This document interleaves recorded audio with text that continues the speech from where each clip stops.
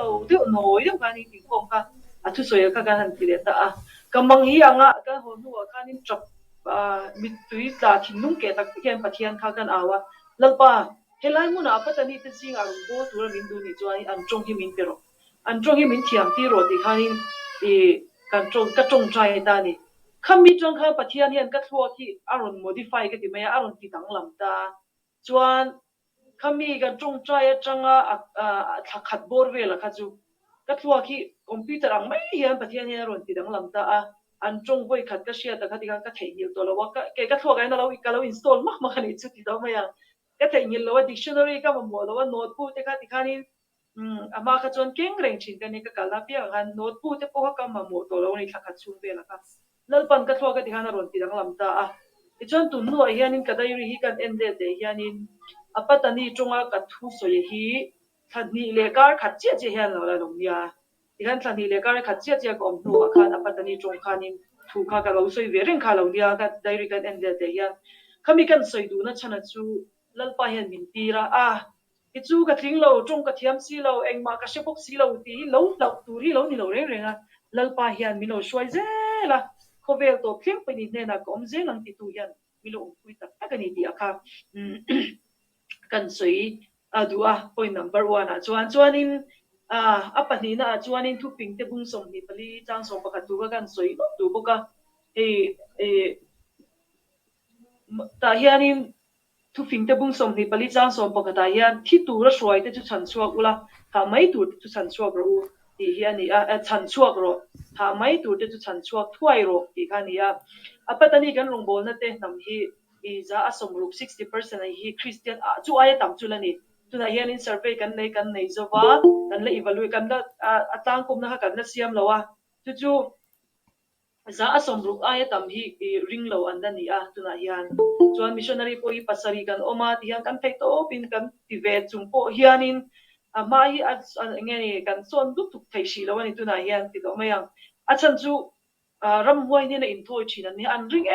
em mai ram huai ne na an in thoi na hi nge ka in bul ka in tot chia po hi in thoi na mun pui hi nia in thoi na chi sang hi pona anda ne in chuan da nen pei chuan in pariat por veli an ne ya e hian in thoina mun pui berania an thil ti enge kut ni wang tha chon da hian an ribu bung china enge en hi a sho mani tun thleng hian in mizoram a chuanin christian thatakin ti hian kan zawai mai chan dei te kan in khom du to lama se helai a chuan ran thi sen hian an la in thoi ni bong te sial te an la tala ti hianin i ar no te ar ui mang te hian ui mang te an la in thoi ni tuna hian uyan in thoi te mu a sho ma a le ting zo hian ui hian an khaya ke hi ti chon alai ta ka hian nung chungin an that ma savelo ni chu alai ta ka hian tian ari ron chua por thei tu hian an zai pok mai ti khan khami thi sen khanin an in thoi china ram huai hi an la law mai ram huai hi i an za ka ti don mi an chi ka ti don an chi mai ti khanin ram huai ne na in te tam khan ni ani tin khatiang kan rina wang khan i na a thok thei lo nge ni po ni lo at run thok ve zel do ni chu andam lo han in thoi te po hi andam ve zel khatiang ani wa kanin in le do bo ka hi an ta po yan a har sa a chu tiang chuanin ring lo hi an tam em maya i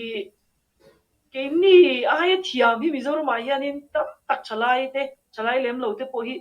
in omani ti ka ngai to hianin ke ni ai mi le khathiam le in zir zau zok le midang te po approach thiam zok ba be thiam zok ka hi ron kal se kenian an tho ro ka nga ti hi ri ro hian om china tho turi ala tamani ke mani taksang kala kan tho turi ala tama chuwang chuanin thi tura shoi te hi chan chuan na hi pathian in min pe in pe thar le tai li ti kha kan an som du ani kan tenzo pastor biala chalai te ko ka han challenge tu chewa ke ni mai chia zo ko po eti engma trong po thiam lo kan kal ngam ka chuan tenzo biala po yan mi thiam tak ke ni ai thiam zo mi influential jok mi pa le nga mo mi pa ngat le nga ka tiang ka tok ta ka inom ka ringa chuanin lalpa tan hianin in peswao so muti kha kan han som du po ka thitura soi te hi chan chwa turin lalpan min kal san don lo min ong pui zel bo ka ni pi kha tin atop pera chuanin mahebrai bung som pathum changria te hi kan an chiar le lokanga hebrai bung som pathum changria ta hianin Isua Krista chu nimina nen bo ina nen kumkwa po in apa ngai na ongfawang ti hini a Isua Krista chu nimina nen bo ina nen kumkwa po in apa ngai na ongfawang mitap takin tunlaya Bible soidal na ang deute pathian thu ani na anga pom du lo ang deute hi om ta ni yana langa amaro chu Isua Krista hi mana mi kha boina pin ala pa ngai renga ni ti pathian en min experience tira karma sa tun nai vai thil thinga kan soinga cholni masa khan kan in khom bana nu ho committee kha khothim thleng kha kan neya nu ho committee bana khanin tong trai min lo ko tu khan omani chuan tong trai min lo ko tu khan afapa akezeng ta na mi ron ko khani afapa churing lo khan nge a chuan in kan meeting zo kan vakal kha afapa ni lo khan ama zo ka kha thoha han lo thoha ti mai la enge tho thei lo han lo thut mai ni zinga po khanin aron in khom ve thapa ka murenga ti po khan chuan kami at ho po kha la pa ngai ni ma se ke mani min ka wakatia a in kan thlen trep a kan thlen ma de wa khan I thoha tho thei lo khan hei oxygen ta chama tho chok chok am chi khan lo oma bang nge nge na lo oma ni bang nge khan na lo oma lukham ne khan ti khan ni na lo in nge alo an lo trang khama ti khan na lo oma chuanin kan lu khan hei a tho chang lu tu kha a tho chang lu tu ka kha amit tuide hi ron nam sok sok mai kha dia khan umani kamang kha ang deu ni chuma ken than dam doin enga tingen thu mai lo ti kha kari lu khan ron ma sa pathian karin na ko kha lo tle mani ang chu chuan amaro chu tong trai la khan tia ti khan pathian thu chiar na te kha kan han ne ya chuan in nu ho te nen chuan kan tong trai ta kan tong trai po khan in chang khana a kan ru ru mang ang khan pathian ni na thom ang khan pathian tharawina kan ru ru na to ang khan tong trai o kan tia kan mang ang kan ti thei kan nei lo ani akut te khati khanin akut le hemi a mai zong zong kha hit mu ang khan om ta hit mu ang hian akut kan mali sok sok ti kan a mai te khati khanin an mali san nuai nok nok boka a tho trok troka ti khanin kan tong trai ta lalpa kha mang ang lu tu khan kan awani ti thei tu kha kan atakin nge ni kan chathar le ni chu lalpa chawina ti thei ti kha kan ri ru khana ron lang thar le ta atuan in pon omjia nei lo ba dam do e thei chi khan e boxi lo ti khan e chuan lalpa kan han tong trai po khanin keima tak tak po khanin ma na dam lo te ti dam tu na ti sang ti dam tu ka iron tho angai ni ti thei kan nei ta lo tu na hen in na tho hiron lam tir nge nge ti khan kan tong trai chan chu a fa pa ring lo a kezeng chumi atana ako kha ani ta khami po ka kan pula lo khani a thu ve reng boxia pathian thil ti theina kha ron lang ngai ngai se khari ru khana du khop me ni chu chuan kan tong trai ta thei top khan nu ho po khami tu ne tong trai ti khan kan tong trai ta ni thei top khanin kan tong trai zo kan a me na khatia bang nge ngan alo mu hil sia se ya engma kan tong trai chung zo po khan a thori po kha sia thei ta thori shok shok ani bang khan khatia kan han amen kha bang nge ngen yani na lo oma lo mai mi chinga ka ngai kha chalo de wa ke kha ka tong trai na po ka rin zo lo ni de ko chu a tho to lo mai mo ni o ka tia a chi to bok si lo ti khan pa se eng lo a chung ti khan nan han ko ya ti khan ni a tho kha chu lo la tho a lo mu hil kha lo nia an mut chat tir ga ta ti khan puan ti khan an khuwa chuan azan dar som le achan ve bor ve la halka zu phone le a chung te kha anat na engma har satna nei to alam we khan tia atu ga khanin kanin muli a paranda hian lo omani ba anin paranda khan lo oma nge an to ka te ka zo awa ka chobek to ka dam bek to ni zanin chung trai tang khan ka dam bek to ni dal pa chi pakin ro se chuani khami zana khan atu thotan zana chuanin ke mani ho kha pathian ne na lo tu soi chung trai tu khan mi ron ko le ta ti khan achan chin te kha soi him ta khan ting pui ti kha min lum pe ta ni kha mi zana ta chuan lalpa hi kan pathian hi ma na kam lo te ti dama mi thi te kai thowa na sang che ti dam tu mi ri thei te mangai tu ama mangai tu te mangai tu ama mangai lo tu te po mangai tu pathian ka ala pa ngai ring he brai bung so pathum chang re da so yang khan a thil ti the na pui ala pa ngai ring ani ti aka boinen kan tar lang du a he na khil tak tak nei mo depression te amo anxiety nei tu te ram hoi na tho ti to me ang sual na tho awanga zungei thei lo te amo nula tlangwa na lo panga chak lo sum nei thei lo te ko kha kan lo om pal the ni dam do te ngei thei lo te amo ler na ban san thei lo mo ler te hi ve hi kan tam to inga sia ler dat na hi ler te po ban san thei lo te amok po kan lo mai te ma se isua hi kan pan chuan pathian hi alapa ngai renga khami mana thiu ti te kha thiu ti the na pa ngai renga ni chu cho ni ma sa lo ka kan la experience ne chu atak takin chu wangin bai ni hian lalpa hi ipan ila isua thiu ti te ne la pa ngai renga ni ya kha kan han sai du ani kha ang thil pathuma kha ka se thei chu ni mai sela o pathian in kan zawai tan mal ni som sak choro se amen ole episode kan lom hle mei sharing ro pui takha kan ngai thla a alomom hle in ka hria a khang sharing atang te khanin hlok na lo chhar tum ta ila a tho me ole tuna chon hei hun te kan nga to lova kan bial to pastor Reverend David Lalmal Soma Sailo thucha toy soi turin kan some le in zavain nal pa iso Krista mengin chibai ka buk chewa ei voina pathian khongai na in hun kan an mang the hi kalom le a tin sompui kan an nge na anin kan som na te min an ti lo tin sa lom le a ani hi aruna chala ko ran pakhata en kola a helam matang chuanin ko ran en kol bi khan ne yan an en kol bi kai chonin pastor angkha an ni maya chu tiang ang mo orna pui mo tak chu tuna hiana chela ti chung chuan ni ho in hun min an man pui thei kan lom le a tin ama hi kan om to na bial ma sa farloi da rong kala an rong bol na chan chin ngai nom tak tak te kan hlok puya voina hianin enzol bial po in kan hlok pui kan an be se ya kan be se yang chi in rong bol na challenging tak tak kan ngai thalo momin ka hia a tin anaw hi chi pura missionary na omboka mechia nula tho in unawin apatan hian alo mumdon hian ka hia unawarong bola chuak ve ve ni an pakom le in ka hia chung te chu akan soibel du ani le tun hi kan hoi khatina nia pathian in remati chuanin karle lama te po chun zom zel kan tu manga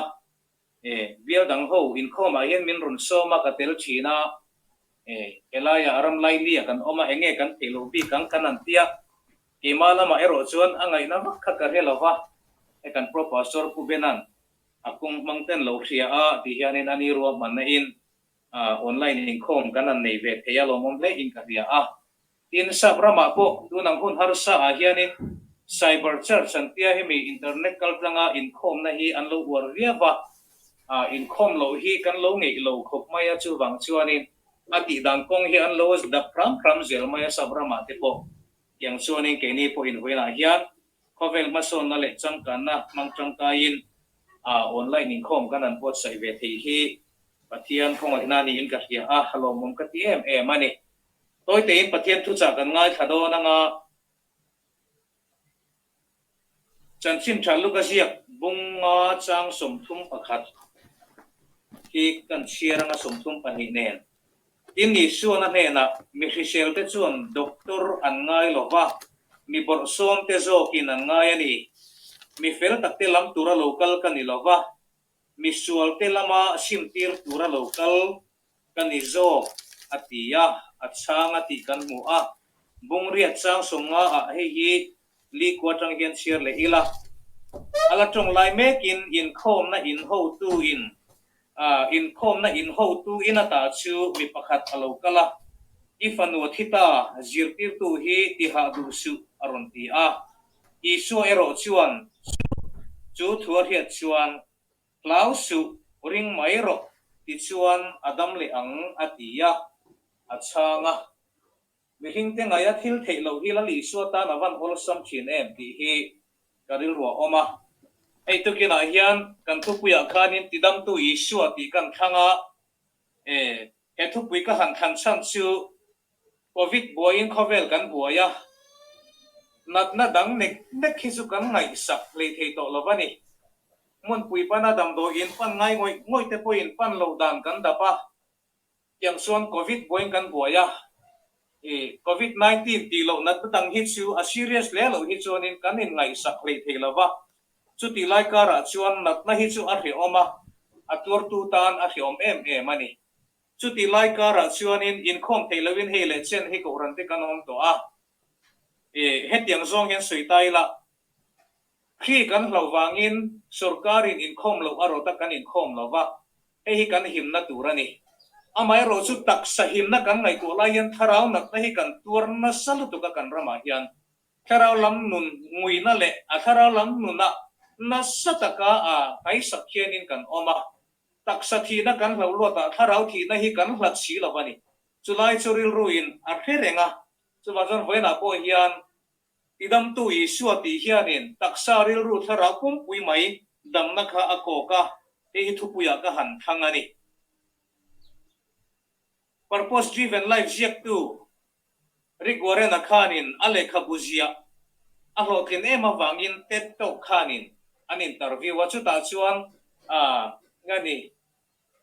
ideas worth spreading an tia ngai dan the dar tlak ti kha mirang rangan kom china chunga chuanin rigore na hian koma ta chuan eng wangin nge kun reilo te chungin ile khapu hi makta toi som hi panga chuang I ran thei an tia ani khanin heti hian a changa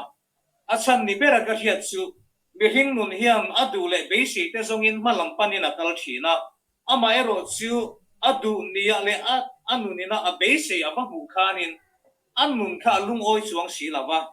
chu wang chuan he no kha thelo nun ruak hi khovel nat na universal disease ania chu wang chuan mi in annuna no kha thelo ani beisi na nei wangin ele khapu hi min an le ni in ka hria ti ani hi adik le in ka hria Elton John ate po achan chin kan hria I makta du dollar makta du zali le songa vel zet ani amai ro chu anun hi alung oi theilawa in ti lum hi voyanga maza ta tumani Britney Spears te kan hian chan chin suma chuan an phang lo ani ma se an nun hi aha ma chu wang chuan Britney Spears po voi tam tak in ti lum atumani chu chuan na tar lam chian chu khovel khil kan ti sumle pa in le lo le maso na cham kan na kan ti a hian in ha chol na hi om lo ti hi hian min proof sakina ka hria vazon ve kher chu lo hianin hianin lali suwa ba khi chuanin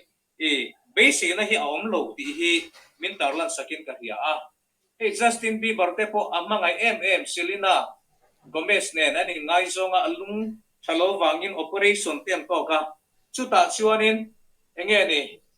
adin hun chepera online an kal sana midang aha thon santa ma se tun no he lunga lenga chu wang chuan jaksa tina sa ema jaksa dana sumle payanga sima se anu na ha chol thei chong lo ato pa chuan lali suan ne na bok aron irle an nom chen na tura khavela model mel chale it om tak mai akol renga ni bial nu ne nang khosa du na ni sumle pai man sen lo wa ni ma se chu ta chuan anun ha chol na le lung oi na apu chong lo ba lali di suan ne na alo kir le nge ni elevation church ho ne na pathian mal som na la an sa ho ka mu pe chuan comment ka share tha ke po hi ka mit kritika ni khovela dan chin ma sila la li su ba ke chuanin dam na hi om lo ti he chiang lo to ka tun he tun lai te a hianin Kanye West te po hi apiang thar ti hian thang le Donald Trump te ne na America president in chu zak kha an ni vote mutam lo na in billionaire ani ma se apiang thar ti tun lai te a hianin social media chen khata ka mu ngai ni fact check in kalozong man chi lawa chu tiang chuanin khovela kan ngai san tak te hian anti dan kan zir te hian min pian thar khal me ka mizo thalai te zo pathian lali suan nei tu zo khi kan latel te langa kan ngai san heng milar le pathian se lo nuam chen kan ti ho hian pathian rama min lu san zelang ti lo omin ka hia chu wa chon voina hian taksa ril ru tharau dam na chu I suani lali suwa ba bo sanan nom chen tuma khovela dan thin te hian ato ko ka chon lali suwa buk anun pan le chin ani hei voina hian kan khiat apoi mo in ka hia tu mai te hian in social media pathian rom vol thin pakhatin heti hian thu po sa lali suan cross khan kan tharau ba ka chandam lo ba chan dam na hian taksa dam na keng tel lo ti hianin Facebook a post a karil ru hi khe mai ka chang cha ka ba se ka chang ta lawa wena hian chung te po chu he thuk wi ka man chan hi ani ti ta ila atikin ka ria a thupuan bungli chang ria ta chuan lalpa eng kim ti the ti in lali suwa eng pong chua ka ni pathian chu eng kim ti the ani a lali suwa ti thil ti the na hi kan ring hel chan me ka ni chu he hi poi hian ka ria a chu wa chon wena hian he thuk wi poi mo tak ni in ka ria tu na hian taksanat na kan nei mai the ril runat na em te po kan nei mai the kharau lam nu na ngui na le ro na le chau na te kan tok mai the trong trai te po tui le the lo khapin tu na hian kan tin mun omani mai the amai ro chu escolia khanin heti hian Henry Martina dam lo la ya ate semani ya sei chuaka eng wangin nge ka phun no yang sak lo na te le nat na te awang hian angel ten katan na ro pui tak an thok reng sia ti na soya ei bible in da san bu mal tak nein patian tiwang tir ko te chuan ami te min ven thin ti rin sanin patian thua ai kol tira na chunga lungoi takina omani wena hian ei kan siat thara poi moi ka hiya Amerika rama ang khokwi pakat New Year ka patian tu ril tu lar tak mai Dr. A.P. Simpson na khanin heti hian ahun ton chung cha nga soya lung thalawani a arong bona te khana lung thatlo wanga luthut thina ni tiang chuan poi so ngai no om thina doctor ne na wen en tira doctor chuanin hei kumeng za nge ni kum som thum parian kum ni ba idam chen tur hi ka goran ti thelo che kum ni ba ki dam bel lawang kum som ni ba ki idam kheng lo mai thei chu wang chuan uluk takin mangla iril ru ti ha lo turin pim khurang cheti in acha a ti chuan mangang takin pathian rong bol ala thalel si a mangang takin a tong traya daya kalin pathian hena chuan lalpa irong ka bol hi to ki point to kala tilo chu wang chuan kan nun na hi min po si sakro ti in pathian na sa takin daya tong train pathian chu karta a magdeu main science na proof thailo mak em mai pathian thil ti theina chu anuna aron thleng ta a kum som li bak dam lo tura doctorin ati kha kum som sari paruk zeta dama lung thalo iril ru ti ha su ti tu khan a lo thon pui em lai lali suwa ti dam na chang tu a chuan kham sang lu tuk fit sang thuma sang a te lom na mani chu male heng zong zung e eng wange kan ti chuan ti dam tu hi suwa ti dam na chana wangani hi lali suwa tanga dam na hi chu a chiang em maya hei vena kan thiat thara poi mo in ka hia a lal Hezekiah po pathianin ithi don itel ve to lo na tur chung kwa hi rel fel ro ithi ma in ithi fe nu ka cha ma in I chung kwa hian tin nge anum do ti hi rel fel ro pathianin an ti a bible in sei dan chuan Hezekiah hi rel ru ha lu tu ka banglam hoin alit maya ti ni bible chuan pathian ne na chuan a khongai na le za ngai na di la pathian ma tlom taka pathian han kar chuan pathian in kum som panga anun a extend sakani lali suwa chuan eng po ti theina china akan missionary swami na soyang khan lali suwa hi venia hian thil ti thei to lowang te hian kan ngai thina Israel te ngai dan zim te Jerusalem chunga ba pathian in athil ti theina aso theilawan ngaya Babylon salata achan chuak theilawan ngaya pathian ku chu ti toya oma an ngayang khan mizo Christian te hian lali suwa thil ti theina hi kan ring zo to lova ani na taka chuan pathian thil ti theina hi in nga nan kan mangam to lo I suwa chu kan laring ma sia in nga nan tak khian kan ring ngam to lova kan rin na hi ate so em mai ani amai ro chu Hezekiah nun extend theya Simpson na pathian rong bol tu Dr. Simpson na nun extend theya venia pathian ina at thil maktam tak mga ai puan su mek lai hian lali so thil ti theina hi kan ring hel tura ni lo ti hi kan siat apoi moi na hia kapa ngei po kha he kan biala pe chung ka soi fo bani anak ru panga tiaka alua in si shari zet pak doi mayamong tom pania in chi tuma thukin maubul zum moi to athut tuma tang to mai thani amuya glucose di romola ansuk na lapuan suk na po tep pe to lo khimek ani ma se pathianin arong bol tu ramte mangin an tidam mai chu ที่แม่คารอนจวงทว่าอัตลานกวนปุ๊บมาอย่างลลีส่วนพาราติเทียงลิมังเตเซงนาติดามังเตขันกับปางเงยปุยนาต้องอันนี้ดีกันเวลาส่วนคุยตั้มปัตตสุยตัวใครส่วนข้าวยแข่งยันอัลลปางายาเฮ้ยส่วนยันที่ละติเทียนี่ตีกันริมน้ำเนี่ยง่ายนี่ตีไว้นักกันเชียดอปุยโมอินกันเฮียสิไปจะเอาตู้ข้าเนี่ยอัฟปัดมโลจุงจ้างลลีส่วนปันเวลลีส่วนที่เราอีน่ะอีฟังกันหลังเพียงตีอินอัฟปัดจุปันจิลตุมาสิไปจะเอาตู้เฮียนลลปากับอินนี่หลุดนักลักกันนี่เราเวทูเจ้าสวยละกันเราปังอัตมังตีอินลลีส่วนรินนักเงตักกันเนี่ยวังอินลลีส่วนก็ดูเราดำรอเสียติโลอีรินในดำปุยนี่เดียนี่เวลายันลลีส่วนกันรินฮีกันชันดำนาตานันนี่ลลีส่วนที่ละติเทียนี่ตีกันรินฮีกันตักสะดำนักปนี่ตีเวลายันกันเชียตะปุยโมมันนี่ลลีส่วนที่ติเทียนี่ฮีโจรำริงตูเทียนกันเชียทะเลอปุยโมคบไม่จู่เจ้าวันนี้โลใจราฟันุลลีส่วนที่ดำโดนปกขันนัชินักขันกันเชียร์ตัวเตกันเชียร์ลลีส่วนขันเบสติปูตัดติดามาอันบวยลุยลายขันทัวละสวยเมกลายขันตุเงนิบิเด็กลลีส่วนหันตีลลีส่วนทัวสวยเมกลายขันใจราเฮรอนกะละลลีส่วนเฮรอนเปียกเวอดูใจราฮิตุเงกันตีส่วนฟาริสายเตเซียงมีโกขันอุปาเอลดาร์เตียนี่ไบเบิลส่วนฟาริสายเตตันสุดามีเตตันลลีส่วนรอนปันข้าอัดลมชักลุตุกันนี่อาจารย์จุลลีส่วนข้าอันปมโลเมียวฟังอินมาเสียฟันนูฟังอินจะพอโดนลวินใจราเห็นลลีส่วนรอนปันที่ส่วนมีผู้นั้นชิมบอยลลีส่วนทัวละสวยเมกฟังอินอารมณ์ที่บอยเหียจุดที่ไล่ตักส่วนมีประคัดอารมณ์กันละjirti tu hiti boy du su ifanu kha aom to lo athito jirti tu hiti boy du su aronti chu la li suan abengin na lo he mana la li suan heti hiana tiani lausu ring mairo chu ti suan adam le ifanu om to lo wan nu ka chat to om to lo athito la li suan hiti boy du su om si om to lo an tiani ni ma se la li suan lausu zamsu ring mairoที่ส่วนดำเลยให้ละลีส่วนทุติยมันนี่เวลายันละลีส่วนนัดเตฮาร์สันนัดเตลุงไงนัดเตเรลรุนัดเตตักสันนัดเต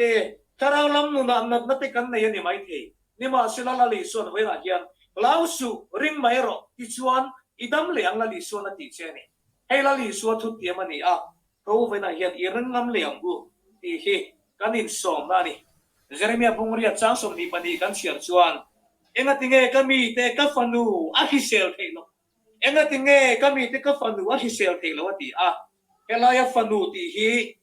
Israel nam soinani hebrai tonga chuan ramle nam hi feminine gender me se chui me se soina ran mang thina chu wangila li suan kafanu ati hian Israel nam asoinani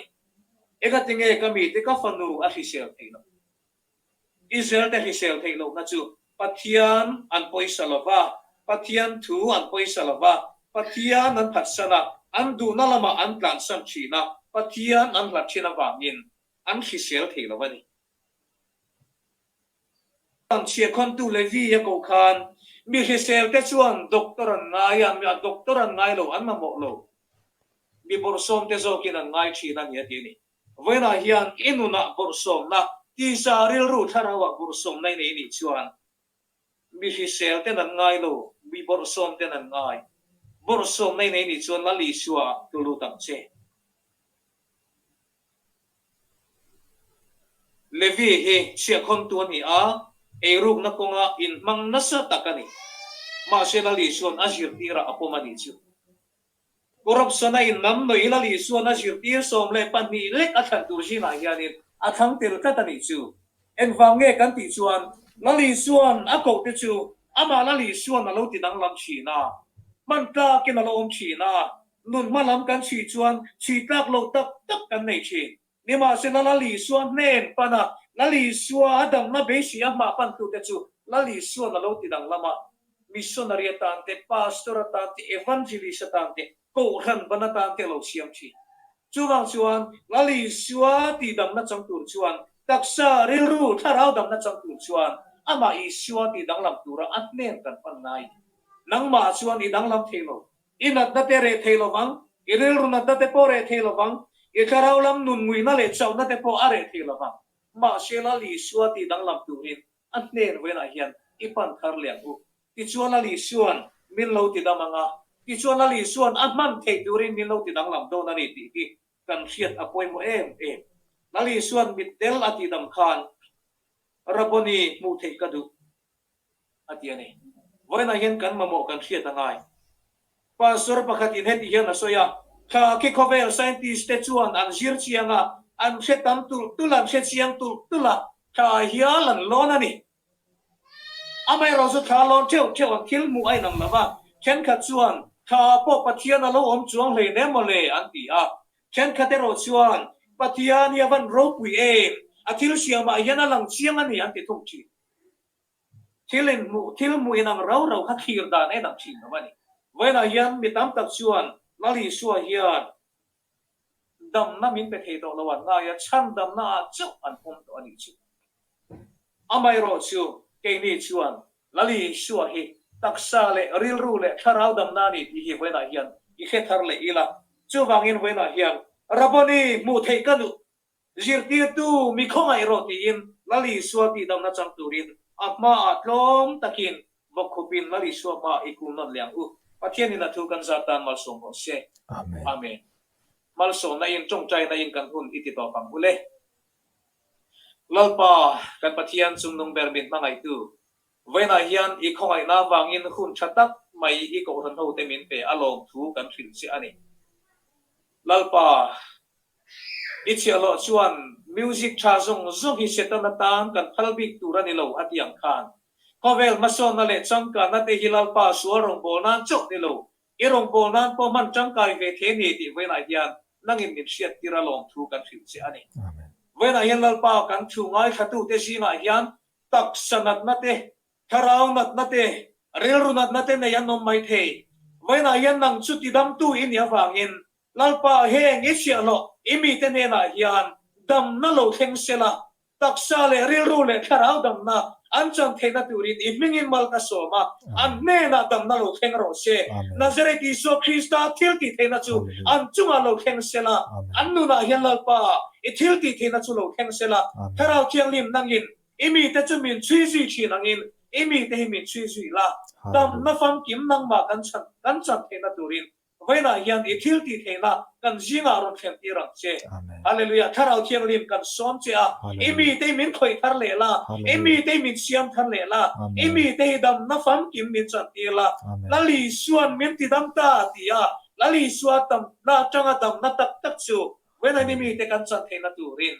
lalpa I khong ena kan chunga atharin lam ti liang che hun cha min pe a he huni kan man chun zom zel theinan I khong ena min suayang che lali so Christa mingin kan di le amen le a in va ya chunga kan lo ma e kan in khom chunga min tel pui tu zong te ale pe ka po ron tel zel turin kan som cheuni abi takin nula som pui rong bol zel na tura kan lo chung trai puyang chenga pathian ini rong bol na pu mal som zel ro se zawai chunga kan lo me ole te kha chuan in unmute theya pisomi ka tizia pisomi ichunga kan lom tak zat nei te kha kan soive du hrim ani e kan lom li to ke Kana in ko mange ole ni man nuam le ole ti khana in unmute theya du chuan in interaction kha enge ni soi du nei te ai khai pumara ma iron til the long om hle mai khai hay kan tung koi kan tele in ti long om hle mai hey tukin jing chu mi somthum dom kan tel thein ka ria voi khatna chuanin a lok thlak lein ka ria ka le lama chuanin tu na hian kan pung thei deu to tura te ngai tai la tha ome ole ti khan midang kha kan som zel don nia kan in khom lok theri mel si lawa etia interaction kan nei hi a lok thaka angai te poi ngai oma hi mel aram lai pi lam te thei chu mail po kanin uri lowry to aviang maya etia online mga kanan ti ho ti anuam khop mai anuam kan ti azong sangtak kan ti don khop mai ni tikhan kan dutok me to me don miniang ole meeting kan close ange in zawai chunga kan lo melal pan mal som pek cheu ro se